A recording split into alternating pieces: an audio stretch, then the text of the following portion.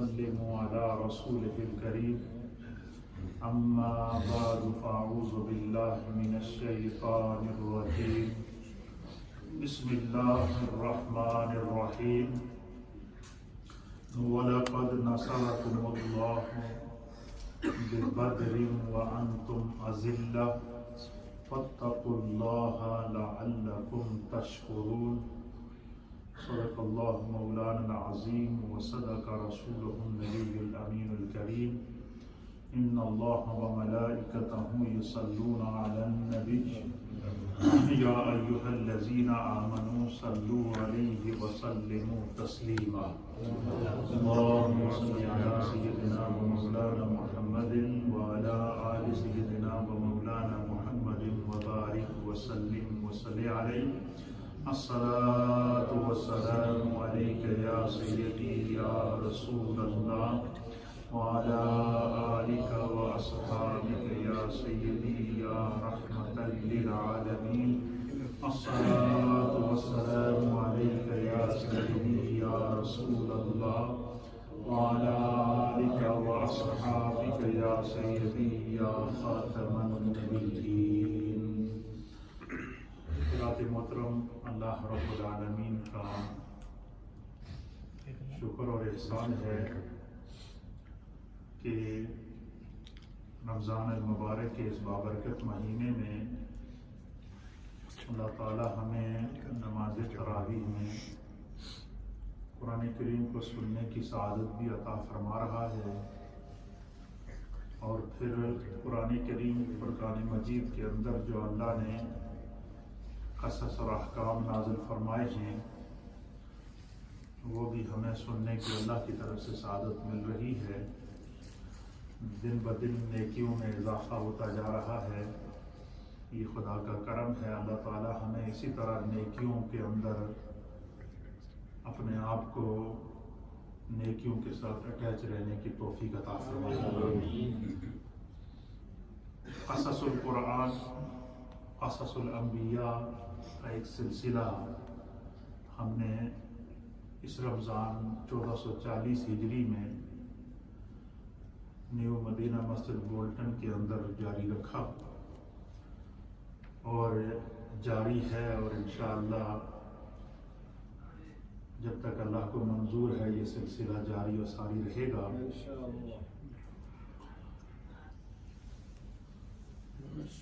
قصص القرآن کے اندر مختلف واقعات ہیں جس سے ایمان بھی تازہ ہوتا ہے اور رہنمائی بھی ملتی ہے عبرت بھی ملتی ہے نصیحتیں بھی ملتی ہیں آج چونکہ 17 رمضان المبارک ہے اور 17 رمضان المبارک کا جو دن ہے یہ اسلام میں بڑی اہمیت کا دن ہے اس دن اسلام کا سب سے پہلا معرکہ غزوہ بدر ہوا اور یہ نبی پاک صلی اللہ تعالیٰ علیہ وآلہ وسلم کی ہجرت کے بعد جب حضور علیہ الصلوۃ والسلام نے ہجرت فرمائی تو ہجرت فرمانے کے 19 مہینے کے بعد کتنے 19 مہینے کے بعد 17 رمضان المبارک کو یہ غزوہ بدر پیش آیا اور اس غزوہ بدر میں نبی پاک صلی اللہ تعالیٰ علیہ وآلہ وسلم کے ساتھ 313 صحابہ تھے کتنے صحابہ تھے 313 صحابہ تھے اور یہ مدینہ منورہ سے نکلے مجاہدین صحابہ کے پاس 2 گھوڑے 60 زرہیں 80 اونٹ تھے اور کچھ صحابہ پیدل چل رہے تھے اور رسول اللہ صلی اللہ علیہ وسلم نے ہر ایک اونٹ کے ساتھ 3 بندوں کو مقرر کیا تھا کہ وہ باری باری اونٹ پر سفر کریں آپ میں سے جو حضرات حرمین طیبین گئے ہیں جب ہم مدینہ طیبہ سے زیارات کے لیے نکلتے ہیں یا مکہ سے مدینہ آتے ہوئے زیارات کے لیے نکلتے ہیں یہ مڈل کے اندر مکہ اور مدینہ کی سرحد کے قریب مڈل میں ایک جگہ ہے جس کو مقام بدر کہتے ہیں اس مقام کے اوپر یہ تقریباً مدینہ طیبہ سے 200 مائل یا اس سے زائد کا سفر ہے اور اسی طریقے سے اتنا ہی مکہ سے تقریباً آتا ہے تو اس مقام کے اوپر جو ہے وہ طویل سفر ہے، تقریباً 200-250 مائل کا. وہ تو آج کل تو روڈ کے ذریعے جو موٹر وے ہے اس کے 200-250 مائل ہیں، تو اس دور میں تو روڈیں نہیں ہوتی تھیں، پیدل سفر ہوتا تھا. تو یہاں اس میدان بدر کے اندر اس طرف روانہ ہوئے تو 60 کیونکہ آپ کے پاس اونٹ تھے، حضور علیہ السلام نے ہر ایک اونٹ کے لیے 3 آدمی کو مقرر کیا تھا کہ آپ باری باری سفر کریں، ایک تھک جائے تو دوسرا سوار ہو جائے، دوسرا تھک جائے تو تیسرا سوار ہو جائے. اسی طریقے سے سرکار دو عالم صلی اللہ علیہ وسلم نے اپنے اونٹ کے ساتھ بھی 3 بندے رکھے تھے، اور آپ جب سوار ہوتے تو صحابہ اکرام جو آپ کے ساتھ 2 اور تھے تو وہ کہتے یا رسول اللہ ہماری باری بھی آپ اس اونٹ پر سوار رہے. اللہ کے حبیب علیہ السلام نے فرمایا نہیں، میں سب کے ساتھ انصاف کرنے کے لیے آیا. پھر حضور علیہ السلام اونٹ سے نیچے اترتے، آپ اونٹ کی مہار پکڑتے اور وہ جو آپ کے ساتھ صحابہ ہوتے وہ اونٹ پر سوار ہو کے چلتے. یہ بھی نبی پاک صلی اللہ علیہ وسلم کا جو ہے وہ کائنات کے اندر اسوہ اور آخر. تو باری باری سب جو ہے وہ سوار ہوتے ہوئے بدر کی طرف روانہ ہو رہے تھے. نبی پاک پر درود و سلام پڑھ رہے تھے، پیدل جا رہے تھے. اور نبی پاک صلی اللہ علیہ وسلم نے فرمایا کہ یہ اسلام کی بقا اور اسلام کی عزت اور اسلام کی آبرو ہے. یہ واقعہ بدر جب پیش آیا، اس کے تناظر میں علماء اور محدثین نے ایک بات یہ بھی لکھی ہے کہ وہ وقت تھا کہ حضور علیہ السلام تنہا مدینہ طیبہ ہجرت کر کے آئے تھے. آپ کے ساتھ سیدنا صدیق اکبر رضی اللہ تعالیٰ عنہ تھے. کفار وہ خوشیاں منا رہے تھے، مکہ سے ہم نے محمد کو نعوذ باللہ نکال دیا ہے اور اب مکہ جو ہے وہ اس میں وہ داخل نہیں ہو سکتے ہیں، تو وہ مدینہ کی کسی بستی کے اندر چلے گئے ہیں، یثرب میں چلے گئے، وہ یثرب کہتے تھے اس کو، ادھر چلے گئے ہیں. اب یہ نہیں آئیں گے تو اب ہماری طاقت قائم رہے گی. تو اب آہستہ آہستہ آہستہ صحابہ ہجرت کرتے کرتے نبی پاک صلی اللہ علیہ وسلم کے ساتھ جب مدینہ پہنچ گئے جو آپ پر ایمان لائے تھے. اب اس پورے قافلے کے اندر جو ہے جو صحابہ اکرام سرکار دو عالم صلی اللہ علیہ وسلم کے ساتھ ہے وہاں تشریف لائے، اور ان میں سے 60 صحابہ وہ تھے جو مہاجرین تھے. کتنے تھے؟ 60 صحابہ وہ تھے جو مکہ سے ہجرت کر کے مدینہ طیبہ آئے تھے، اور 240 صحابہ وہ تھے جو انصار تھے، جو اہل مدینہ تھے. اب آپ اندازہ لگائیں کہ جب سرکار دو عالم صلی اللہ علیہ وسلم تشریف لائے تھے مدینہ طیبہ تو اکیلے تھے، ایک حضرت ابوبکر صدیق تھے. اب اسلام کا قافلہ بڑھنا شروع ہوا، بڑھنا شروع ہوا، بڑھنا شروع ہوا، بڑھنا شروع ہوا. غزوہ بدر کا جب موقع آیا تو ان کی تعداد کتنی تھی؟ 313 تھی. تو اللہ کی طرف سے مفسرین نے لکھا ہے کہ نبی پاک صلی اللہ علیہ وسلم کو یہ اشارہ ملا کہ اب کفار کو جو اپنے غرور کے اوپر، تکبر کے اوپر، کفر کے اوپر جشن مناتے پھر رہے ہیں، اب ان کو اپنی طاقت دکھانے کا وقت آ گیا ہے کہ ان کو یہ پتہ چل جائے کہ اسلام، اللہ تعالیٰ نے اسلام کو رائج کر دیا ہے اور قیامت تک اب دین اسلام ہی رہے گا اور نبی پاک صلی اللہ علیہ وسلم آخری نبی رہیں گے.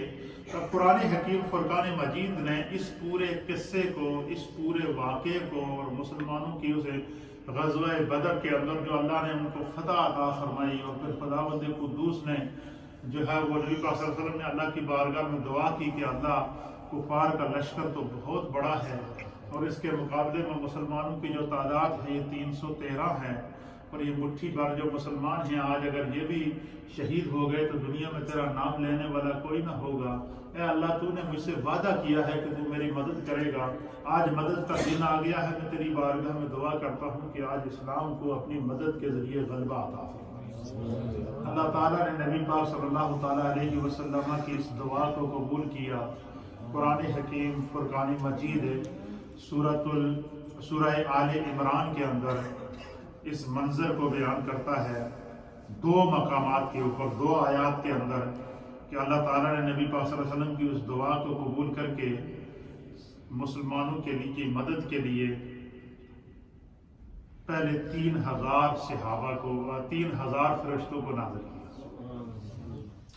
اور پھر اس مدد میں اللہ تعالیٰ نے اور اضافہ کیا. قرآن نے اس منظر کو بیان کیا کہ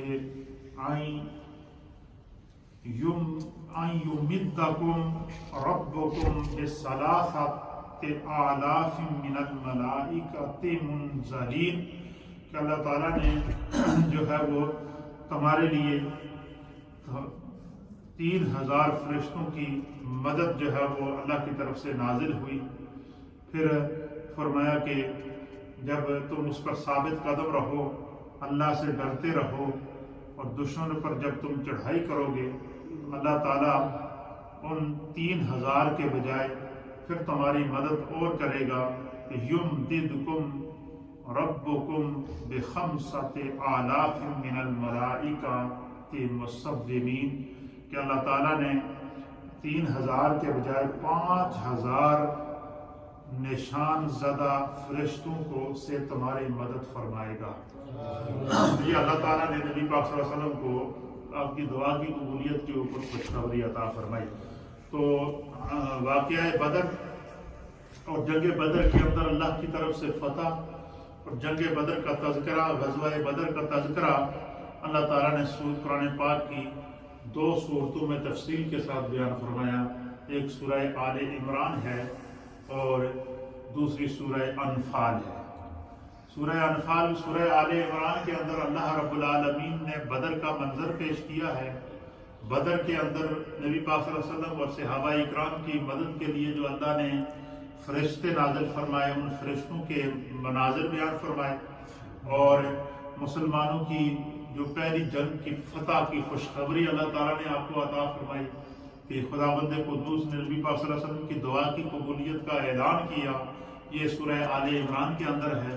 اور جب مسلمانوں کو اللہ نے فتح عطا فرما دی اور اس فتح کے اوپر پھر کثیر تعداد کے اندر، یہ پہلا موقع تھا کہ وہ کفار جو ہزاروں کا لشکر تھا، 1000 ان کے پاس گھوڑے تھے۔ کتنے تھے؟ اور آپ دیکھیں مسلمانوں کے پاس صرف 2 گھوڑے تھے۔ ان کے پاس کتنے گھوڑے تھے؟ 1000 گھوڑے تھے، اور مسلمانوں کے پاس 2 گھوڑے تھے۔ اور اسی طریقے سے ہزاروں میں ان کے پاس اونٹ تھے اور مسلمانوں کے پاس صرف 60 اونٹ تھے۔ اب اس سے آپ طاقت کا اندازہ لگا سکیں، لیکن جب خداوند قدوس نے مدد فرمائی، کفار کے پاؤں اکھڑ گئے، کفار بھاگ گئے، 70 کفار مارے گئے، 70 کے قریب وہ تھے جن کو زندہ پکڑ کر گرفتار کیا گیا، اور ان کو جتنا مال اور متاع لے کر آئے تھے وہ سب وہیں چھوڑ کر بھاگے، اور وہ سارا مال پہلی مرتبہ جو اسی مال کو مال غنیمت کہتے ہیں، یہ اسلام کے حصے میں آیا۔ تو پھر قرآن کریم فرقان مجید میں اللہ تعالیٰ نے سورۃ الانفال نازل کی۔ انفال کہتے ہیں مال غنیمت کے اندر جو آنے والا مال ہے اس کے احکام کیا ہوں گے۔ جب مسلمانوں کے پاس مال جمع ہو گیا، تلواریں جمع ہو گئی، زریں جمع ہو گئے، گھوڑے جمع ہو گئے، اونٹ جمع ہو گئے، اسلام کی طاقت میں اضافہ ہو گیا، اب یہ سوال پیدا ہوا کہ یہ جو مال جمع ہوا ہے اس کے بارے میں کیا کریں۔ تو پہلے اسلام سے پہلے یہ رواج ہوتا تھا کہ جس بندے نے لڑائی کے دوران جتنے مال پر قبضہ کیا وہ سارا مال اسی کا ہو جاتا تھا۔ تو صحابہ اکرام کے ذہن میں بھی یہ تھا کہ ہم نے جس نے جتنا مال جمع کیا وہ سارا مال اسی کا ہوگا۔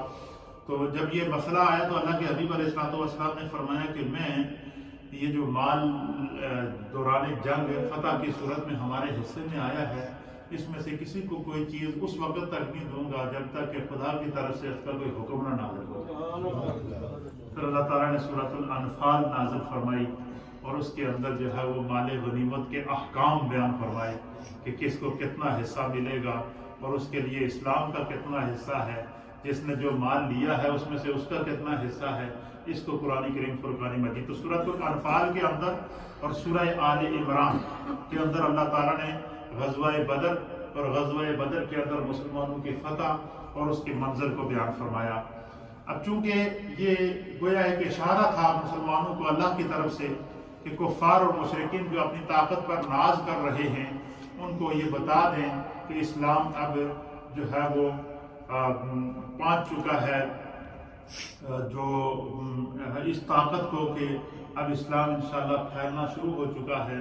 تو یہ پہلی وہ شکست تھی جو کفار کے لیے اتنی سخت شکست تھی کہ پھر پورا کفر ہل کے رہ گیا، پھر ان کے اندر انتقام کی آگ پیدا ہوئی، پھر انہوں نے قسمیں کھائی، انہوں نے کہا جی کہ ہم نے اس جنگ کا بدلہ لینا ہے، تو پھر انہوں نے اس سے کئی گنا زیادہ طاقت کا استعمال کیا، پھر جا کے جو ہے وہ دوبارہ مدینہ طیبہ پر مسلمانوں پر حملہ کیا، پھر جنگ احد جو ہے اس کے نتیجے میں وہ ہوئی شروع ہوئی۔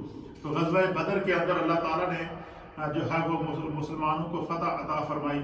اور اس کے بارے میں احادیث کے اندر نبی پاک صلی اللہ علیہ وسلم نے پوری اس کی تفصیل بیان فرمائی ہے کہ اللہ تعالیٰ نے جب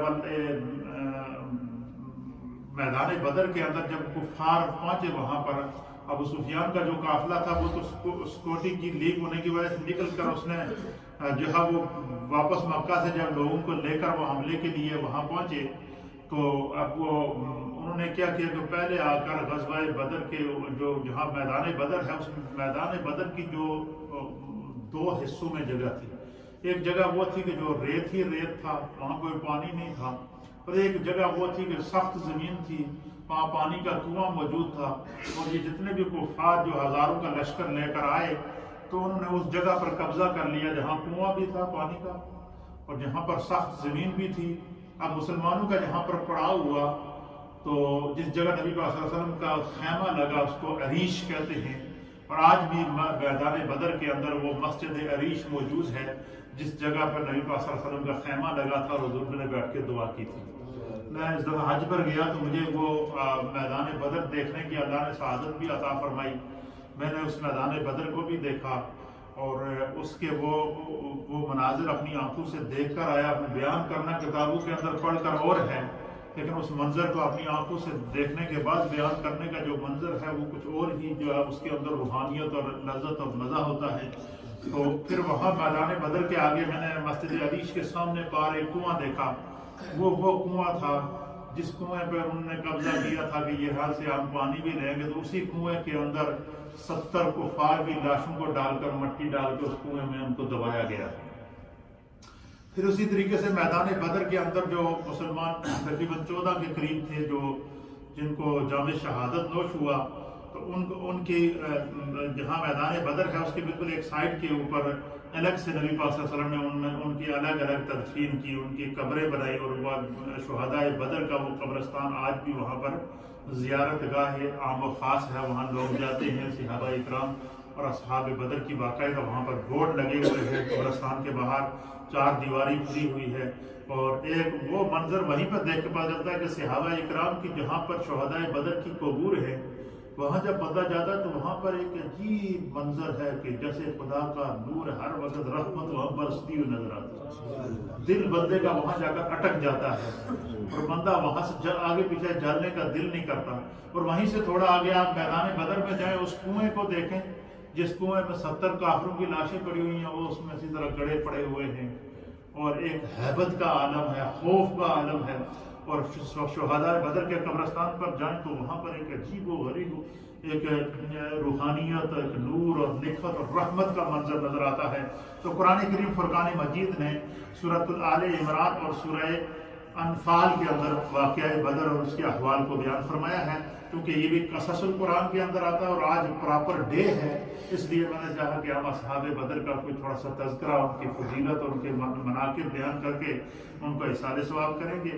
اور پھر اس کے آخر میں ام المؤمنین سیدہ عائشہ صدیقہ کے فضائل کے اوپر بھی چند گزارشات پیش کریں گے.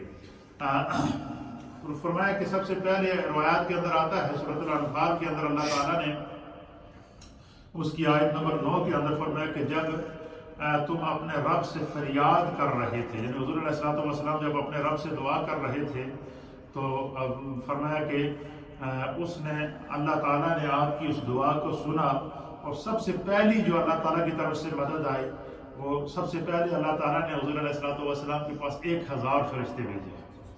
1000 فرشتے حضور علیہ السلام کے پاس سب سے پہلے آئے, اور پہلے اللہ تعالیٰ نے 1000 فرشتے نازل کرنے کی بشارت دی.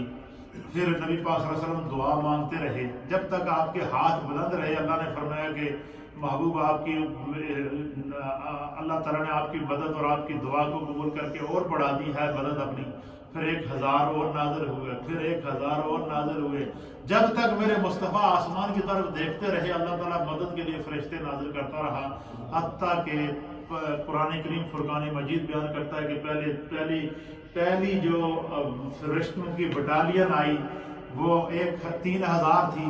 پھر اس کے بعد جناب علی اللہ نے اس کو بڑھا کر 5000 فرشتے اللہ نے مسلمانوں کے ساتھ میدان بدر میں جو ہے وہ نازل کی اور صحابہ اکرام نے اس منظر کو بیان کیا. وہ حدیثیں آپ سنیں گے آپ کا ایمان تازہ ہو جائے گا کہ فرشتے جب صحابہ کے ساتھ جہاد جنگ کر رہے تھے اور کفار کس طرح زخمی ہو کر گر رہے تھے، کس طرح ان کے جسموں کے نشانات پڑ رہے تھے، اور اللہ تعالیٰ نے اس منظر کو بیان فرمایا کہ اس تعداد کو پھر 3000 پہنچایا، پھر 3 شرطوں کے ساتھ مشروط فرما کر اس تعداد کو 5000 تک پہنچا دیا.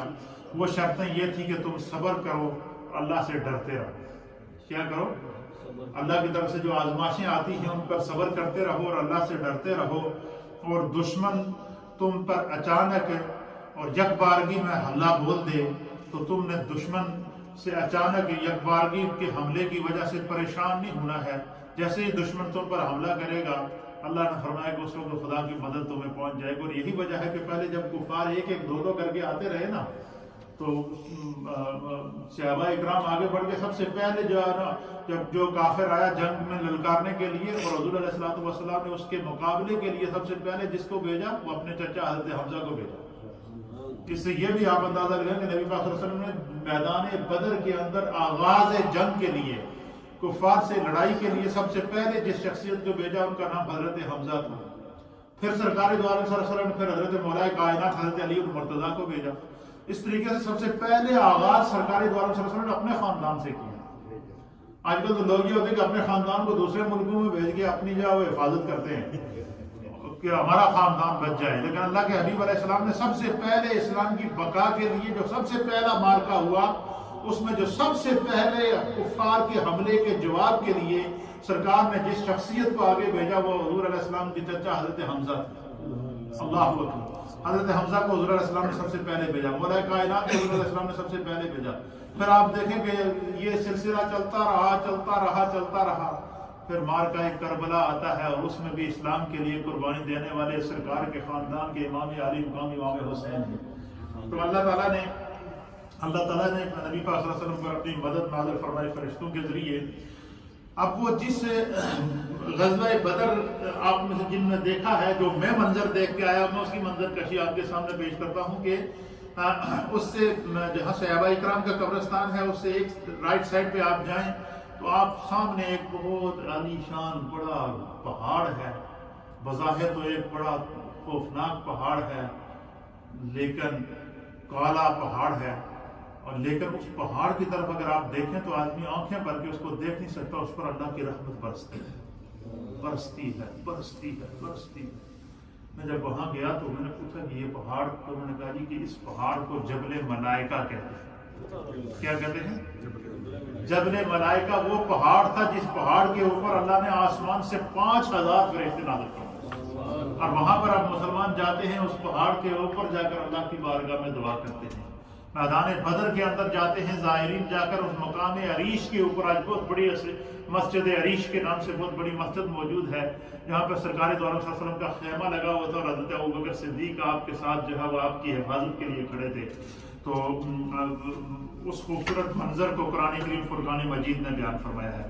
اب اس کے اوپر میں چند احادیث آپ کی خدمت میں پیش کروں گا تاکہ آپ کا ایمان مزید تازہ ہو کہ سرکار دو عالم صلی اللہ علیہ وسلم نے جو غزوہ بدر کا اور صحابہ اکرام نے جو غزوہ بدر کے منظر کشی کی ہے، اس حدیث کو امام بخاری نے صحیح بخاری کے اندر نقل فرمایا ہے. حضرت عبداللہ ابن عباس رضی اللہ تعالیٰ عنہ بیان کرتے ہیں کہ نبی اکرم صلی اللہ علیہ وسلم نے جنگ بدر کے دن فرمایا کہ یہ جبریل ہیں جنہوں نے گھوڑے کے سر کو پکڑا ہوا ہے اور ان پر جنگی ہتھیار ہیں، ان کے ساتھ جنگی ہتھیار ہیں. سب سے پہلے جو ہے وہ فرشتوں میں سے جو مدد کے لیے آئے وہ جبریل تھے، اور جبریل آ کر حضرت ابوبکر صدیق کے پاس سیدنا صدیق اکبر کے ساتھ سرکار کی حفاظت کے لیے کھڑے ہو گئے. جبریل علیہ السلام اگر وہاں کھڑے ہو گئے سرکار کی حفاظت کے لیے کھڑے ہو گئے، اور جبریل علیہ السلام ایک گھوڑے پر سوار تھے اور اس کے سر کو پکڑا ہوا تھا. یہ جناب حضرت ابن عباس بیان فرماتے کہ حضور علیہ السلام نے جیسے جیسے فرشتے اترتے حضور فرماتے یہ جبریل آ گئے ہیں، یہ فلاں فرشتے آ گئے ہیں، یہ فلاں فرشتے آ گئے ہیں، یہ فلاں فرشتے. کیا منظر تھا آپ دیکھیں، اندازہ لگائیں اس کو. پھر حضرت ابن عباس رضی اللہ تعالیٰ عنہ بیان فرماتے ہیں کہ بدر کے دن ایک مسلمان اور ایک مشرک کے پیچھے دوڑ رہا تھا. حضرت ابن عباس کہتے ہیں کہ جب گھمسان کی لڑائی شروع ہوئی نا تو ایک صحابی کہتے ہیں کہ میں نے دیکھا کہ میں ایک مشرک کے پیچھے دوڑ رہا تھا کہ اس کو پکڑوں یا اس کو قتل کر دوں، اس نے نبی پاک صلی اللہ علیہ وسلم پر حملہ کرنے کی جسارت کی ہے۔ تو فرمایا کہ میں اس کے پیچھے دوڑ رہا تھا، وہ آگے آگے بھاگ رہا تھا، اتنے میں کہتے ہیں کہ اس نے اپنے اوپر ایک کوڑے کی آواز سنی۔ وہ جو صحابی ان کے پیچھے بھاگ رہے تھے، انہوں نے کہا میں نے ایک کوڑے کی آواز سنی کہ کسی نے کسی کو زوردار انداز سے ایک کوڑا مارا۔ کوڑے کی آواز سنی، پھر گھوڑے کا دوڑنے اور گھوڑے کی ہنہنانے کی آواز سنی، جس طرح جنگ کے دوران گھوڑے بھاگتے ہیں تو آواز آتی ہے۔ وہ کہتے ہیں کہ میں آواز سن رہا تھا کہ کوئی کوڑے مار رہا ہے کسی کو، اور آواز آ رہی ہے، چیخیں نکل رہی ہیں اور کوڑے لگتے ہوئے نظر آ رہے ہیں، لیکن کوڑے مارنے والے نظر نہیں آ رہے تھے۔ اسی طریقے سے گھوڑوں کے دوڑنے کی آوازیں آ رہی تھی، لیکن گھوڑے دوڑتے ہوئے نظر نہیں آ رہے تھے۔ اتنے میں کہتے ہیں کہ پھر کسی نے آواز دی کہ اے حیزوم، اے حیزوم آگے بڑھو، اے حیزوم آگے بڑھو۔ فرمایا حیزوم اس فرشتے کے گھوڑے کا نام تھا جس کے اوپر وہ سوار تھے، جس کے اوپر وہ سوار ہو کر میدان بدر کے اندر آئے تھے۔ پھر اچانک اس نے دیکھا کہ وہ مشرک جس کے پیچھے وہ بھاگ رہا تھا، وہ کہتے ہیں کہ میں نے دیکھا کہ وہ زمین پر گر پڑا ہے، اور اس پر مسلمان، اور کہتے ہیں کہ میں نے دیکھا کہ اس کے ناک کے اوپر چوٹ لگی ہوئی ہے۔ وہ صحابی کہتے ہیں اس کا پورا جسم کالا پڑا ہوا ہے، جہاں جہاں اس کو وہ فرشتوں نے کوڑے مارے ہیں تو اس کے جسم کا بالکل سیاہ ہوتا نظر آ رہا تھا۔ اسی طریقے سے فرمایا کہ 70 کے قریب کفار مارے گئے ہیں، اور ان کے جسموں کو ہم نے دیکھا کہ ان کے جسموں کے اوپر عجیب و غریب قسم کے نشانات پڑے ہوئے تھے۔ ان کے جو جوڑ تھے وہ جوڑ زخمی تھے، ان کے جو ہے وہ جسموں کے اوپر کوڑوں کے نشان تھے، چہروں کے اوپر نشانات تھے، سیاہ سیاہ دھبے پڑے ہوئے تھے۔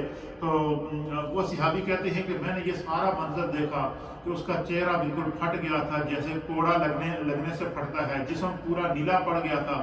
اس انصاری صحابی نے نبی پاک صلی اللہ علیہ وسلم کی بارگاہ میں آ کے عرض کی کہ یا رسول اللہ، میں فلاں مشرک کے پیچھے بھاگ رہا تھا، اس کو پکڑ رہا تھا یا اس پر حملہ کر رہا تھا، تو میں نے یہ منظر دیکھا کہ اچانک اس کو کوڑے لگنے کی آوازیں آنا شروع ہو گئی، گھوڑوں کی آوازیں، دوڑنے کی آوازیں آنا شروع ہو گئی، اس کا ناک پھٹ گیا، اس کا چہرہ پھٹ گیا، اس کا جسم پورا سیاہ پڑ گیا۔ حالانکہ میں نے اس کے اوپر کوئی حملہ نہیں کیا، میرے حملہ کرنے سے پہلے ہی کسی نے اس کو گرا دیا۔ یہ منظر میری سمجھ میں نہیں آیا۔ تو اللہ کے حبیب علیہ الصلوۃ والسلام نے جب یہ بات سنی، یہ واقعہ سنا، تو سرکار دو عالم صلی اللہ علیہ وسلم نے فرمایا کہ تم نے سچ فرمایا، یہ تیسرے آسمان کے فرشتے جو تھے جو اللہ نے تیری مدد کے لیے بھیجے تھے۔ ذرا فرشتے میدان بدر کے اندر آ کر انہوں نے اسلام کی سب سے پہلے کیا کی؟ مدد کی۔ اسی طریقے سے حضرت معاذ بن رفاعہ بن رافع اپنے والد سے روایت کرتے ہیں کہ فرشتوں کی علامت یہ تھی کہ انہوں نے اپنے اماموں کے شملے، فرشتوں نے امامے باندھے ہوئے تھے، اور انہوں نے اپنے اماموں کے شملے دونوں کاندھوں کے درمیان پیچھے لٹکائے ہوئے تھے۔ اور فرمایا کہ ان میں سے بعض فرشتے وہ تھے جنہوں نے سبز رنگ کے امامے پہنے ہوئے تھے، بعض وہ تھے جنہوں نے سرخ رنگ کے امامے پہنے ہوئے تھے، اور حضرت جبریل علیہ السلام نے جو امامہ پہنا ہوا تھا اس کا رنگ زرد تھا، زرد رنگ کا امامہ جبریل علیہ السلام نے پہنا ہوا تھا۔ اسی طریقے سے حضرت ابو ذر غفاری کہ ہم کہتے ہیں کہ میں نے وہ اس کو بیان کرتے ہیں کہ ایک روایت کے اندر آتا ہے کہ میرے امزاد بدر کے کنویں پر کھڑے تھے۔ حضرت ابو ذر کہتے ہیں کہ میں اور میرے امزاد بدر کے کنویں کے اوپر کھڑے تھے، اور جب ہم نے دیکھا کہ سیدنا محمد صلی اللہ علیہ وسلم کے لوگوں کی تعداد بہت کم ہے، 313 کے قریب ٹوٹل لوگ ہیں اور ہم ہزاروں میں ہیں، تو ہم نے سوچا کہ ہم بائیں طرف سے حملہ کریں گے اور لشکر پر حملہ کر دیں گے اور ان کو تاہو بالا کر دیں گے، اور ہم بہت خوش ہو رہے تھے۔ کہتے ہیں کہ اسی دوران جو ہے وہ پھر ایسی جب گمسان کی لڑائی شروع ہوئی تو ہم نے لوگوں کو مرتے ہوئے، پیٹتے ہوئے، اکھڑتے ہوئے دیکھا، تو اللہ کی طرف سے فرشتوں کی مدد آئی اور خداوند قدوس نے اسلام کو فتح عطا فرمائی۔ ایک یہ فتح۔ دوسری فتح یہ کہ جب کفار نے وہاں قبضہ کر کے پانی کے اوپر بھی قبضہ کر لیا تھا، سخت زمین کے اوپر بھی قبضہ کر لیا تھا، اس کے برعکس جو مسلمانوں کے خیمے تھے وہ ایسی زمین تھی جہاں صرف ریت ہی ریت تھا، اور چلتے تھے تو ان کے پاؤں پھنس جاتے تھے، وہاں پانی نہیں تھا۔ اس رات کو جس دن صبح غزوہ بدر آنا تھا، اس رات کو اللہ تعالیٰ نے جو ہے وہ بارش نازل فرمائی، فرمایا بارش نازل فرمائی، اور وہ اس بارش کی کیفیت کیا تھی اس کو محدثین اور مفسرین نے بیان کیا۔ حدیث کے اندر آتا ہے کہ بارش وہی تھی، اسی میدان بدر میں وہ بارش پڑ رہی تھی، وہ بارش جو مسلمانوں پر پڑ رہی تھی ایک رحمت کی بارش کا تھپیڑا تھا، سکون آ رہا تھا، اور کفار پر وہی بارش پڑ رہی تھی تو آندھی بن کے جا رہی تھی، اور وہ اتنی سخت بارش کفار کی طرف ہوئی، اور ایک ہی میدان کے اندر بارش ہو رہی ہے۔ غزوہ بدر آپ لوگ جو گئے ہیں زیارت کے لیے آپ نے دیکھا ہوگا، تو چھوٹا سا میدان ہے، کوئی اتنا بڑا میدان نہیں ہے، چھوٹا سا میدان ہے، اور اس میدان کے اندر جب بارش برس رہی ہے تو مسلمانوں کی طرف جو بارش برس رہی ہے وہ رحمت کی بارش ہے۔ وہ بارش برسی تو اللہ کے حبیب علیہ السلام نے صحابہ سے کہا کہ یہ بھی خدا کی مدد ہے۔ حضور نے فرمایا کہ ریت کا تالاب بناؤ، ریت کو اکٹھا کر کے تالاب بناؤ اور بارش کا پانی جمع کرو، یہ تمہیں جنگ کے دوران کام دے گا۔ اتنی بارش برسی، کہتے اتنی بارش برسی کہ وہ جو ریت تھا جس کے اندر پاؤں پھنس جاتے تھے، اس کے اوپر جب بارش پڑی تو وہ سخت زمین بن گئی۔ اور وہ مسلمانوں نے کیا کیا، صحابہ اکرام نے اس ریت کے گرد ریت جمع کر کے تالاب بنا کے وہاں پر بارش کا پانی اتنا جمع کر دیا کہ وہ پانی جو ہے وہ جنگ ختم ہونے تک وہ پانی وہاں پر موجود رہا۔ اس کے برعکس جو بارش کفار کے اوپر اسی میدان میں نازل ہوئی تو ان کی جس جگہ ان کے خیمے تھے وہاں کیچڑ بن گیا، اور وہ اتنی سخت بارش ہوئی کہ ان کی آنکھوں کے اندر ریت اڑ کر ان کی آنکھوں میں پڑ گیا۔ جب ریت ان کی آنکھوں کے اندر پڑا اور ان کے اوپر آندھی اور طوفان کا ان کو سامنے آیا، ان کی نیندیں اڑ گئی اور ان کی آنکھوں میں مرچیں لگنا شروع ہو گئی، ان کی نیندیں اڑ گئی۔ پھر کیا ہوا؟ پھر کہتے ہیں کہ اور ادھر مسلمانوں پر رحمت کی بارش، ریت بیٹھنا زمین پر شروع ہو گیا، اور اس بارش کے دوران صحابہ اکرام کہتے ہیں کہ اللہ تعالیٰ نے ہم پر نیند طاری کر دی، اور اس طرح حالانکہ جنگ کا میدان ہے، سامنے دشمن بیٹھا ہوا ہے، بارش کے دوران رحمت کی بارش بھی ہو رہی ہے، پانی بھی مسلمانوں کے لیے اللہ نے جمع کروا دیا۔ پھر جو ہے وہ جو ریت جس کے اندر چلنا مشکل تھا وہ ریت بارش کی وجہ سے سخت ہو گیا۔ پھر اس کے بعد کیا ہوا کہ پھر جو ہے وہ اللہ کے حبیب علیہ السلام فرماتے ہیں کہ اور صحابہ کہتے ہیں کہ اللہ نے ہم پر نیند طاری کر دی، اتنی پیاری نیند آئی جس طرح کوئی سکون کے ساتھ بندہ سوتا ہے۔ کہتے ہیں اس رات کو ہم 8 سے 10 گھنٹے ہر صحابی سویا رہا، پوری رات سوئے رہے، رحمت کی بارش برستی رہی، ریت پانی بارش کی وجہ سے بیٹھ گیا، وہ پانی کا تالاب مسلمانوں کا جمع ہو گیا، اور صبح جب اٹھے تو مسلمان بالکل تر و تازہ تھے، نیند پوری تھی، کفار کی نیندیں اڑی ہوئی تھی، آنکھوں میں ریت گھسا ہوا تھا، جسموں کے اوپر ریت پڑا ہوا تھا، اور جس زمین پر انہوں نے خیمے لگائے ہوئے تھے وہ کیچڑ کے اندر ان کے پاؤں ڈوبے ہوئے تھے، ان کے گھوڑے، ان کے اونٹ اور ان کے جسم پاؤں کے کیچڑ کے اندر اس طرح پھنسے ہوئے تھے جس طرح کہ برف نہیں ہوتی پڑی ہوئی، اس طرح پھنسے ہوئے تھے۔ ایک عجیب و غریب ان کے اوپر ایک وہ فرمائے کہ سب سے پہلی مدد اللہ تعالیٰ نے ان پر یہ نازل فرمائی، دوسری مدد نبی پاک صلی اللہ علیہ وسلم کی دعا کے بعد اللہ نے فرشتوں کی مدد نازل فرمائی۔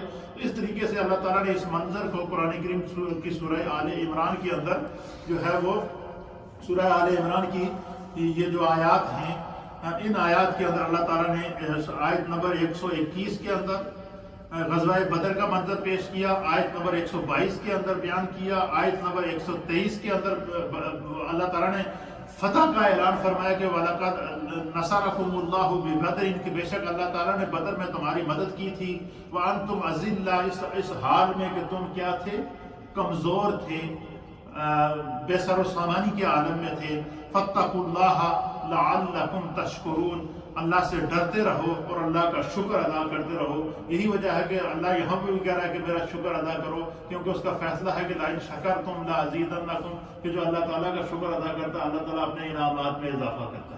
اور خداوند قدوس نے پھر انعامات میں اضافہ کیا، پھر فرشتوں کی مدد نازل ہوئی، اور پھر اس طرح مسلمانوں کو اللہ تعالیٰ نے فتح عطا فرمائی اور اسلام بڑھنا شروع ہو گیا۔ اس کے اوپر یہ صحابہ اکرام کی قرآن نے اس منظر کو بیان فرمایا۔ یہ جنگ بدر کا مختصر سا ایک پس منظر تھا جو میں نے آپ کی خدمت میں پیش کیا ہے۔ پھر اسی طریقے سے چونکہ آج 17 رمضان المبارک ہے، اور 17 رمضان المبارک کو یوم عائشہ صدیقہ رضی اللہ تعالی عنہا ام المؤمنین ہے، تو آج میں چاہوں گا کہ قرآن نے ان کا بھی تذکرہ کیا ہے، چند لمحے ہم ام المؤمنین کی بارگاہ میں خراج عقیدت پیش کر دیتے ہیں۔ قرآن کریم کی سورت کا نام ہے سورہ النور۔ کیا نام ہے؟ سورہ النور ہے۔ یہ قرآن پاک کے 18ویں سپارے کے اندر ہے، اور سورت کا نمبر ہے سورہ نمبر 24۔ کتنا نمبر صورت ہے؟ 24 نمبر صورت ہے، اور سورہ النور کی آیت نمبر 11 سے لے کر 20 تک. کتنی؟ آیت نمبر 11 سے لے کر 20 تک، یہ تقریباً 10 سے 11 آیات ہیں جو پوری کی پوری اللہ تعالیٰ نے ام المؤمنین سیدہ عائشہ صدیقہ بنت صدیق رضی اللہ تعالی عنہا کی فضیلت میں اور آپ کی پاک دامنی میں بیان فرمائی. اب آپ اندازہ لگائیں کہ ایک غزوہ تھا اور اس غزوے کا نام تھا، اس غزوے کے اندر سرکار دو عالم صلی اللہ علیہ وسلم صحابہ کے ساتھ تشریف لے گئے، اور جب اللہ کے حبیب علیہ الصلوۃ والسلام وہاں پہنچے اور پھر اس غزوے سے واپسی کے اوپر جو ہے وہ ایک جگہ پڑاؤ کیا، اور اس پڑاؤ کے دوران جو ہے وہ ام المؤمنین سیدہ عائشہ صدیقہ رضی اللہ تعالی عنہا جو ہے وہ قضائے حاجت کے لیے تشریف لے گئی. تو اس دوران ان کو پتہ نہیں چلا کہ آپ وہاں اونٹ کے اپنے ایک اونٹ کے اوپر حضور علیہ الصلوۃ والسلام نے آپ کو سوار کیا ہوا تھا. تو آپ جو ہے وہ قضائے حاجت کے لیے جب تشریف لے گئی تو پیچھے قافلے کو حکم ہوا، حضور نے فرمایا کہ چلیں سفر باندھے. وہ قافلہ اٹھا اور چل گیا اور ام المؤمنین پیچھے رہ گئی. آپ پیچھے رہ گئی. آپ کہتی ہیں کہ میں جیسے ہی قضائے حاجت سے فارغ ہوئی تو میرے گلے کے اندر موتیوں کا ہار پڑا ہوا تھا، تو وہ ہار ٹوٹ کے نیچے گر گیا. تو میں اس ہار کو اٹھا رہی تھی، اس کے جو دانے تھے، اس کے جو وہ دانے اٹھا کر میں جمع کر رہی تھی، اتنے میں وہ قافلہ چلا گیا.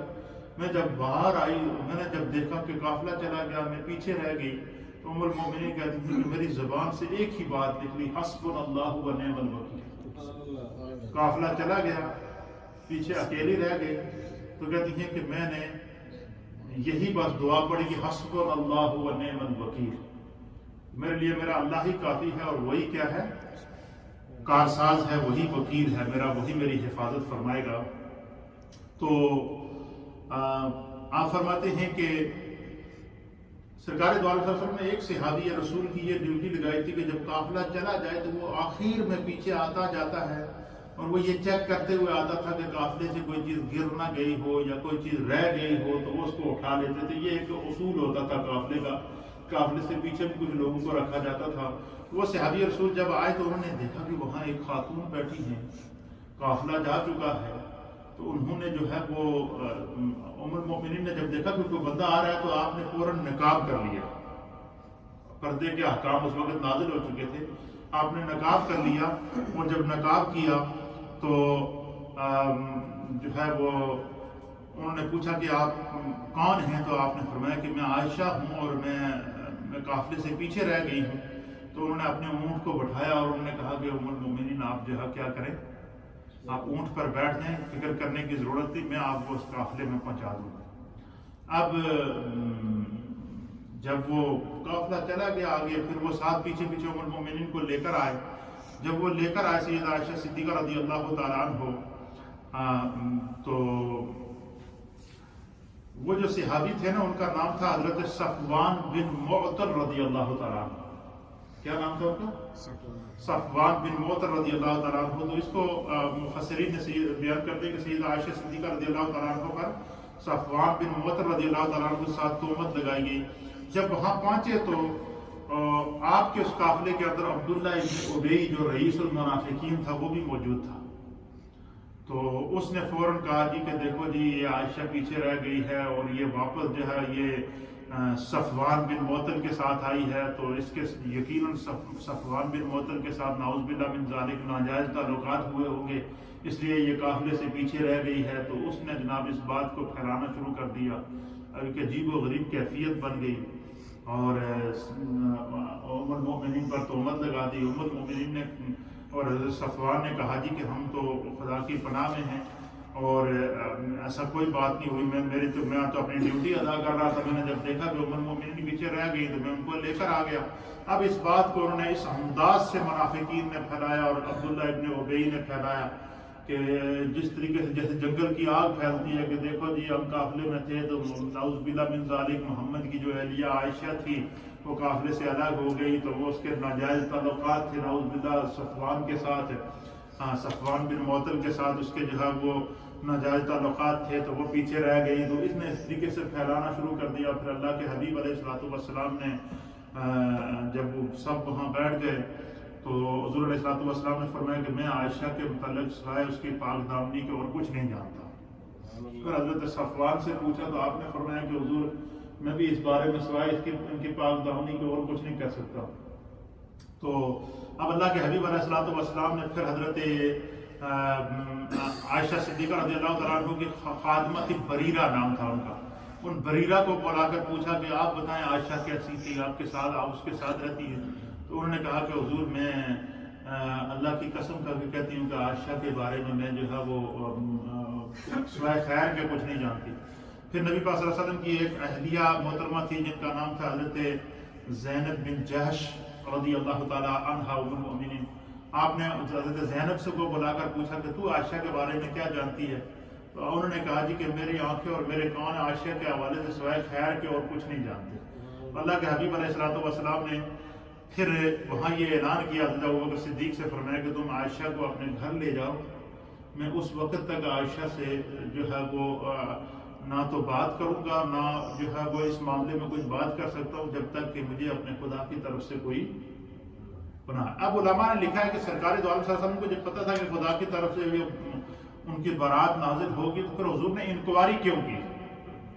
آپ کی جو سہیلی تھیں، جو آپ کی خادمہ تھی بریرہ، ان سے کیوں پوچھا؟ حضرت زینب بنت جہش سے کیوں پوچھا؟ تو اس کا مفسرین نے جواب دیا، اس کی وجہ یہ کہ چونکہ کفار منافقین سارے جمع تھے، تاکہ حضور علیہ الصلوۃ والسلام نے بالکل جو اس دور میں انکوائری کرنے کا طریقہ کار تھا اس کے مطابق ہر بات کی انکوائری اعلانیہ طور پر کھلے عام اس لیے کی تاکہ کوئی بھی کافر، کوئی بھی مشرک کسی بھی قسم کی اللہ کے حبیب کی طرف یا نبی پاک کے اہل خانہ کی طرف انگلی اٹھانے کی جرت نہ کر سکے۔ اس لیے ہر طریقے سے آپ علیہ الصلوۃ والسلام نے اس کی کیا کی، وہ جو غزوہ تھا وہ بنو مستلق غزوہ تھا، اس سے واپسی کے اوپر یہ واقعہ پیش آیا۔ اب آپ چلی گئیں اور روتی رہیں، پھر اللہ تعالیٰ نے قرآن کریم فرقان مجید کی سورہ النور کی تقریباً یہ 1 مہینے کا یہ عرصہ بیچ میں گزرا ہے، 1 مہینے تک ام المؤمنین حال سے بے حال رہیں، روتی رہیں، چلاتی رہیں اور اپنے رب کے حضور جو ہے وہ دعائیں مانگتی رہیں۔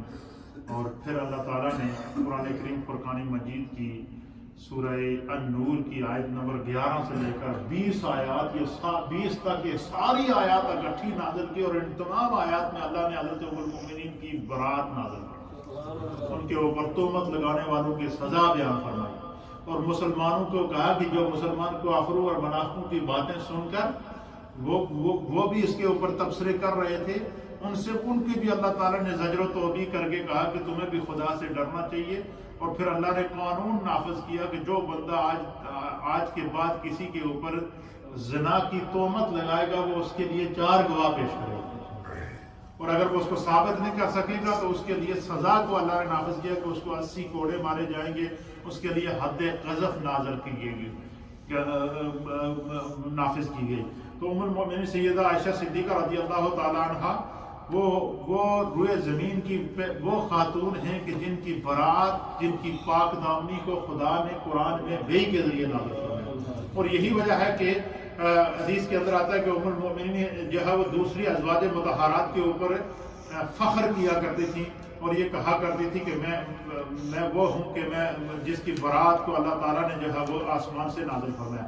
آپ کے فضائل اور مناقب کے اوپر 2 یا 3 حدیثیں میں پیش کر کے پھر انشاءاللہ ہم دعا اور ذکر کی طرف بڑھتے ہیں، تاکہ ہمیں سیدہ عائشہ صدیقہ رضی اللہ تعالیٰ عنہ کے مقام اور مرتبے کا آپ کا تذکرہ آج کے پاکیزہ دن کے اندر کریں۔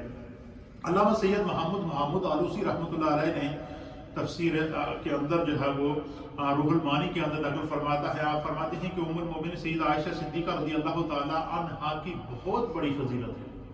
کہتے ہیں کہ اگر تم قرآن کو کھنگال کر دیکھو تو تمہیں علم ہوگا کہ اللہ تعالیٰ نے کسی معصیت پر اتنی سخت وعید نازل نہیں فرمائی جتنی ام المؤمنین سیدہ عائشہ صدیقہ پر تہمت لگانے والوں کے بارے میں وعید نازل فرمائی۔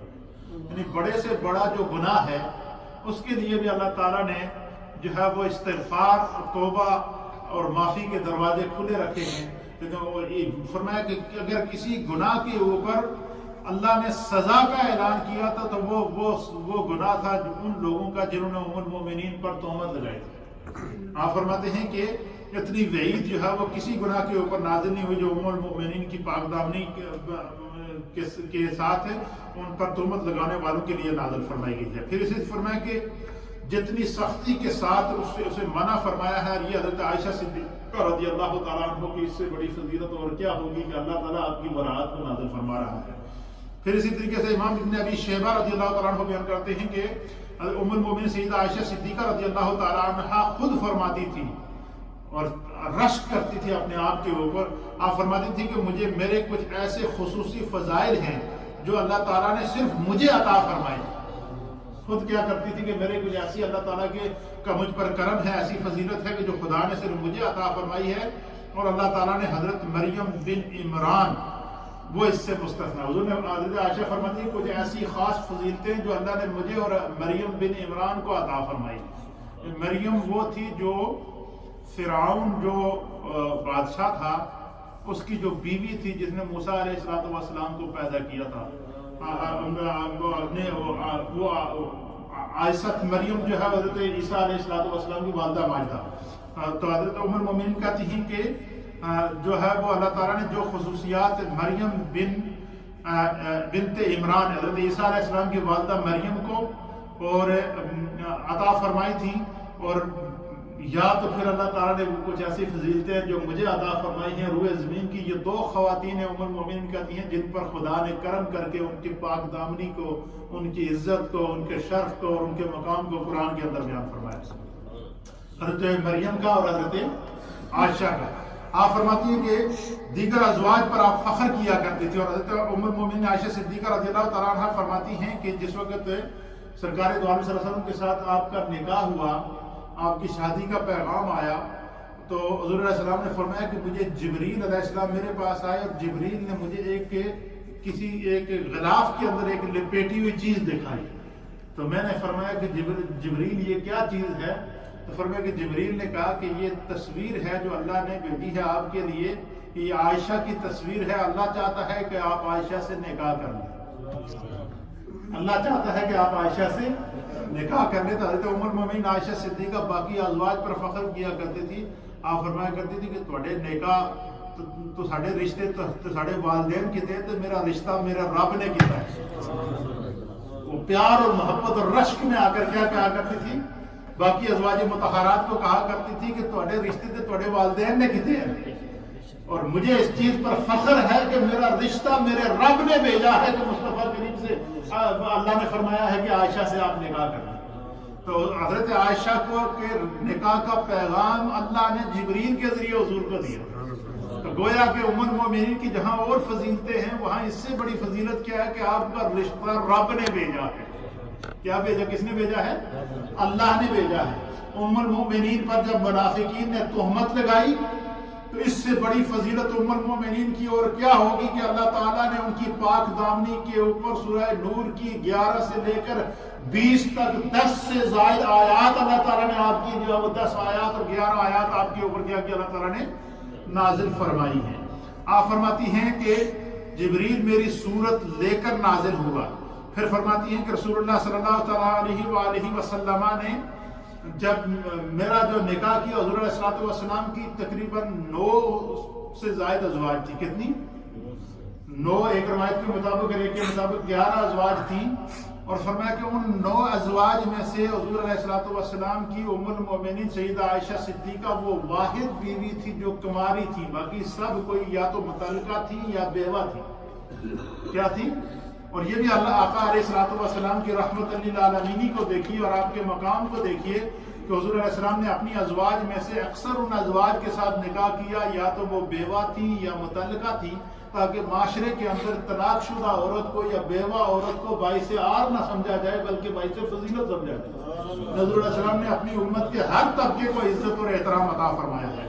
اور آج کے دور کے اندر جو خواتین کے حقوق کے علم بردار پھرتے ہیں, چیمپئن بنے پھرتے ہیں, عورتوں کے حقوق, عورتوں کو دو, عورتوں کا سب سے پہلا حق اگر کائنات کے اندر کسی نے کسی کو دیا تو وہ میرے مصطفیٰ نے دیا. ورنہ حضور علیہ الصلوۃ والسلام کی تشریف آوری سے پہلے خواتین کو زندہ جلا دیا جاتا تھا. ان کو کیا کر دیا جاتا تھا؟ زندہ جلایا جاتا تھا. تو ام المومنین بھی فرماتی ہیں کہ میری جب رخصتی ہوئی تو جو ہے میری عمر اس وقت 9 برس کی تھی، اور فرماتی ہیں کہ میرا رشتہ میرے رب نے مجھے حضور علیہ الصلوۃ والسلام کی طرف بھیجا. میرے علاوہ کسی کماری عورت کا حضور نے نکاح نہیں کیا. ام المومنین خود بیان کرتی ہیں، فرمایا یہ میرے رب نے مجھ پہ فضیلت نازل فرمائی. پھر فرماتی ہیں کہ میں رسول اللہ، حضرت ام المومنین کہتی ہیں مجھے یہ بھی شرف حاصل ہے، خود بیان کرتی تھی، مجھے یہ بھی شرف حاصل ہے کہ میرے بستر کے اوپر خدا نے وحی نازل فرمائی. میں نے کئی دفعہ جبرائیل علیہ الصلوۃ والسلام کو اپنے سامنے دیکھا ہے اپنی آنکھوں سے. فرمایا کہ میرے بستر کے اوپر سرکار کا تشریف فرما ہوں تو حضور علیہ الصلوۃ والسلام پر وحی نازل ہوتی تھی اور حضور بستر پر اٹھ کر بیٹھ جاتے تھے. فرمایا کہ میرے بستر پر اللہ نے وحی نازل کی، میرا رشتہ اللہ نے نبی پاک صلی اللہ علیہ وسلم کے پاس بھیجا، میری برات کے لیے اللہ تعالیٰ نے قرآن کی آیات نازل فرمائی. پھر آپ فرماتی ہیں کہ میرے سوائے ازواج مطہرات میں سے کسی نے بھی حضرت جبرائیل کو نہیں دیکھا. یہ سعادت خدا نے مجھے عطا فرمائی کہ میں نے جبرائیل کو اپنی آنکھوں سے دیکھا ہے. پھر فرماتی ہے مجھے یہ بھی شرف حاصل ہے کہ حضور علیہ الصلوۃ والسلام کا جب وصال ہوا تو سرکار کا وصال بھی حضرت عائشہ کہتی ہے اللہ نے میرے حجرے میں کیا. آج جو گنبد خضرا ہے مدینہ طیبہ کے اندر، وہ بھی حجرہ عائشہ صدیقہ رضی اللہ تعالیٰ عنہا ہے، اور اسی حجرے کے اندر جو ہے وہ سرکار کی دعا سے رحمت کا مزار مبارک بھی ہے. تو فرمایا کہ میرے اور فرشتے کے سوائے اور کوئی آپ کے قریب نہیں تھا. حضرت ام المومنین سیدہ عائشہ صدیقہ فرماتی ہیں کہ مجھے اس چیز کے اوپر فخر ہے. اسی طریقے سے امام راضی رحمۃ اللہ علیہ نے بڑی مزیدار بات لکھی ہے. آپ لکھی باہری بات، ایمان افروز بات ہے. حضرت عائشہ صدیقہ کے فضائل تو اتنے ہیں کہ پورے جن کے فضائل میں خدا قرآن نازل کر دے اس کی فضیلت آپ اور میں کیا بیان کر سکتے ہیں. ہم اس لیے تذکرہ کرتے ہیں کہ ام المومنین کے صدقے خدا ہماری بخشش کرتے ہیں. امام راضی کہتے ہیں کہ 4 شخصوں کی برات اللہ کی طرف سے نازل ہوئی ہے، اور آپ سنیں گے آپ کا ایمان تازہ ہو جائے. فرمایا کہ ایک حضرت یوسف علیہ الصلوۃ والسلام کی برات نازل ہوئی کہ جب انشاءاللہ تذکرہ یوسف چل رہا ہے، اس کو میں کل بیان کروں گا کیونکہ آج 17 رمضان تھا، اس لیے میں نے آج اس کو مؤخر کیا. تو لیکن پھر بھی دیکھیں کہ آج ان کا ذکر آ ہی گیا. امام راضی کہتے ہیں کہ اللہ تعالیٰ نے 4 اشخاص تھے جن کی برات خدا نے نازل کی، جن کی برات کا اعلان اللہ نے کیا. فرمایا ان میں سے ایک حضرت یوسف علیہ السلام تھے کہ جب زلیخا نے ان کے اوپر تہمت لگائی اور جب آپ باہر آئے، اس کو میں آگے بیان کروں گا کل انشاءاللہ، تو عزیز مصر باہر کھڑا تھا تو زلیخا نے کہا کہ دیکھو یوسف نے میری عزت پر حملہ کیا ہے اور جو ہے اس کو یا قید میں بند کرو تو یا اس کو قتل کر دو یا اس کو سزا دے دو. تو وہاں قریب میں ایک عورت تھی، اس کی گود میں چھوٹا بچہ تھا. روایت کے اندر آتا ہے کہ 1 مہینے کا بچہ تھا یا اس سے کم بچہ تھا. تو وہ بچہ بول اٹھا، وہ بچہ کیا بول اٹھا، اور اس نے عزیز مصر سے کہا کہ اگر یوسف کی قمیض آگے سے پھٹی ہے تو یوسف قصوروار ہے، اور اگر یوسف کی قمیض پیچھے سے پھٹی ہے تو زلیخا قصوروار ہے. تو کیونکہ یوسف علیہ السلام آگے بھاگ رہے تھے تو اس نے پیچھے سے پکڑ کے قمیض کھینچی تھی. تو اس بچے نے حضرت یوسف علیہ السلام کی پاک دامنی کی کیا دی؟ گواہی دی، جس کو بھی اللہ تعالیٰ قرآن کریم فرقان مجید کے اندر اس منظر کو بھی اللہ تعالیٰ بیان فرماتا ہے سورہ یوسف کے اندر. پھر حضرت موسیٰ علیہ السلام کے اللہ کے برگزیدہ پیغمبر تھے. وہ موسیٰ علیہ السلام کے دور میں یہ ہوتا تھا کہ لوگ ننگے غسل کرتے تھے، چلتے پھرتے غسل کرتے تھے، لباس نہیں پہنتے تھے، ننگے چلتے تھے. تو موسیٰ علیہ السلام چونکہ اللہ کے نبی تھے، آپ بڑے شرمیلے تھے، آپ ہمیشہ لباس پہنتے تھے. پھر جب غسل کرتے تھے تو آپ پردے میں غسل کرتے تھے. کیا کرتے تھے؟ پردے کے اندر غسل کرتے تھے. تو آپ ایک دفعہ غسل کرنے کے لیے ایک چشمے پر گئے تو چشمے کی 4 طرف دیوار بنی ہوئی تھی، اس کے اندر آپ غسل کر رہے تھے. آپ نے کپڑے اتار کر جو ہے پتھر کے اوپر رکھے. تو یہود یہ کہتے تھے، جو موسیٰ علیہ السلام کی قوم تھی، وہ کہتے تھے یہ موسیٰ جڑا کپڑے چھپا کے جسم کپڑے چھپا کے پھرتا ہے، غسل بھی چھپ چھپ کے کرتا ہے، اس لیے جسم بھی کوئی عیب ہے جڑا ساڈے کول چھپانا ہے. یہ کیا کرتے تھے کہ موسیٰ علیہ السلام کے جسم میں عیب ہے، تو یہ کوئی عیب ہے، کوئی بڑی بیماری ہے جس کو یہ ہم سے چھپاتا ہے. وہ کیا کرتے تھے جناب علی، اس کو بڑا موسیٰ علیہ السلام کو بدنام کرنے کی کوشش کرتے تھے. تو اللہ جب آپ نے کپڑے اتار کے پتھر پر رکھے غسل کرنے لگے، اللہ نے پتھر کو حکم دیا ذرا موسیٰ دے کپڑے لے کر بھاگ جائے. اب موسیٰ علیہ السلام غسل کر کے فارغ ہوئے کپڑے پہننے کے لیے پتھر کی طرف بڑھے. جب پتھر کی طرف بڑھے تو پتھر چھلانگ مار کے تھوڑا آگے ہو گیا. تھوڑا سا اور آگے بڑھے تو پتھر اور آگے ہو گیا. تھوڑا سا اور آگے بڑھے تو پتھر آگے پتھر جا رہا ہے, کپڑے لے کر پیچھے پیچھے موسیٰ علیہ السلام جا رہے ہیں. اتنے میں جب موسیٰ علیہ السلام اس پتھر کے پیچھے بھاگتے بھاگتے آگے گئے تو سارے سامنے کھڑے تھے. انہوں نے دیکھا ان کا جسم بالکل صحیح سلامت ہے اور کوئی عیب نہیں ہے جسم کے اوپر. پھر کہنے لگے یار ہم نے ایسے ہی موسیٰ علیہ السلام کو بدنام کیا. تو اللہ نے ایک پتھر کے ذریعے موسیٰ علیہ السلام کی جو ہے وہ ان کی پاک دامنی کی گواہی دلوائی ہے. پھر فرمایا کہ تیسری جو ہے وہ کریم بیٹے حضرت عیسیٰ علیہ السلام نے اپنی والدہ حضرت مریم کی گواہی دی. اللہ نے جب حضرت مریم کو عیسیٰ علیہ السلام عطا فرمائے تو لوگوں نے کہا کہ یہ کیسے ہو سکتا ہے بغیر باپ کے بیٹا پیدا ہو. یقیناً مریم نے کوئی گناہ کیا ہوگا جس کو ہم سے چھپایا ہے اور اسی وجہ سے اس نے جنگل میں جا کر بچہ پیدا کیا ہے اور طرح طرح کی باتیں کرنا شروع ہو گئے. تو انہوں نے کہا جی کہ تمہاری کسی اس کے پاس کیا صفائی ہے. انہوں نے کہا جڑا بچہ پیدا ہے اسے کو پوچھو. اس وقت حضرت عیسیٰ علیہ السلام کی عمر مبارک 40 دن تھی. کتنے دن تھی؟ 40 دن تھی. تو آپ قرآن بیان تھا کہ پنگوڑے میں سے آپ بول اٹھیں گے میں اللہ کا نبی ہوں, اللہ کا بندہ ہوں اور یہ میری ماں ہے اور میں خدا کی روح ہوں اور خداوند قدوس نے مجھے بغیر باپ کے پیدا کیا. پھر اسی طریقے سے فرمایا کہ قرآن حکیم فرقان مجید کی 10 آیات وہ ہیں جب کفار اور منافقین نے حضرت عائشہ کے اوپر تہمت لگائی. تو اب اس میں علماء نے لکھا کہ آپ اس میں فضیلت دیکھیے سیدہ عائشہ صدیقہ رضی اللہ تعالیٰ عنہ کا مرتبہ اور مقام دیکھیے کہ وہ یوسف علیہ السلام نبی ہیں. کیا ہیں؟ ان کی پاک دامنی کی گواہی اللہ ایک بچے سے دلوا رہا ہے. موسیٰ علیہ السلام اللہ کے نبی ہیں, ان کے عیب کی گواہی اللہ تعالیٰ جو ان کے عیب سے برات کی گواہی اللہ تعالیٰ پتھر سے دلوا رہا ہے. اسی طریقے سے عیسیٰ علیہ السلام اللہ کے نبی ہیں اور حضرت مریم جو ہے وہ ان کی والدہ ہیں. اللہ تعالیٰ نے ان کی گواہی عیسیٰ علیہ السلام کے ذریعے دلوائی. لیکن ام المؤمنین کا مقام دیکھیے, عائشہ صدیقہ کی عظمت دیکھیے کہ آپ پر جب تہمت لگی تو اللہ نے کسی بچے سے گواہی نہیں دلوائی, کسی پتھر سے گواہی نہیں دلوائی, کسی اور چیز سے گواہی نہیں دلوائی. خدا نے خود وحی نازل کر کے خود پاک دامنی کی گواہی دی. یہ ہے مقام اور یہ ہے مرتبہ ام المؤمنین سیدہ عائشہ صدیقہ کا. اس وجہ سے ام المؤمنین سب پر رش کیا کرتی تھی.